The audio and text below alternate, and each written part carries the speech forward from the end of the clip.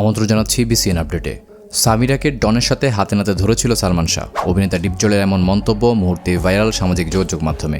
সালমান শাহকে সরিয়ে দেয়া অভিনেতা ডন গ্রেফতার হলেও এখনও লোকচক্ষুর আড়ালে রয়ে গেছেন সাবেক স্ত্রী সামিরা।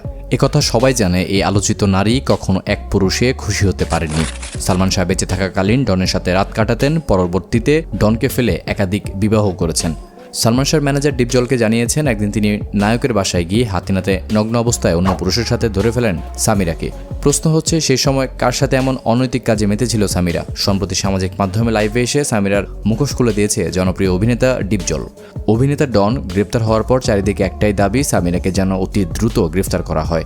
একই দাবি একসময়ের সুপারহিট অভিনেতা ডিপজলেরও। সম্প্রতি তিনি একটি সাক্ষাৎকার দিয়েছেন, যেখানে বলেছেন, সালমান শাহর পিএস আমাকে ফোন করেছিল এবং চাঞ্চল্যকর কিছু তথ্য দিয়েছে যেগুলো খুবই নিন্দনীয়।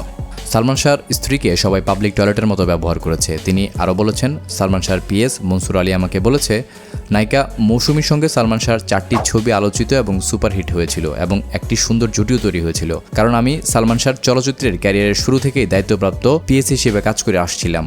সালমান শাহ আমাকে খুবই পছন্দ করতেন এবং এ কারণেই চাকরিটা দিয়েছিলেন। আমিও নিষ্ঠার সহিত দায়িত্ব পালন করতে থাকি। 1992 সালের ঘটনা। সালমান শাহ কেবলই তখন ফিল্মে এসেছেন। ওই সময় বিয়ে করেন সামিরা হককে।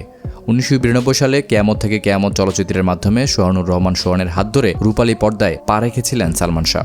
কিন্তু তার অভিনয় জীবন বেশি দিন দীর্ঘ হয়নি, তার প্রিয় স্ত্রী সামিরার কারণেই। এই মহিলার চরিত্র ভালো নয়।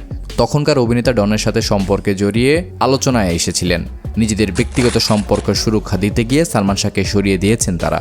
আমি সালমান শাহর স্ত্রী সামিরার বিচার দাবি করছি। এই ছিল দর্শক আমার হাতে থাকা সর্বশেষ সালমান শাহ সম্পর্কিত নিউজ আপডেট। এতক্ষণ সঙ্গে থেকে ভিডিওটি দেখার জন্য আপনাকে বিশেষ ধন্যবাদ।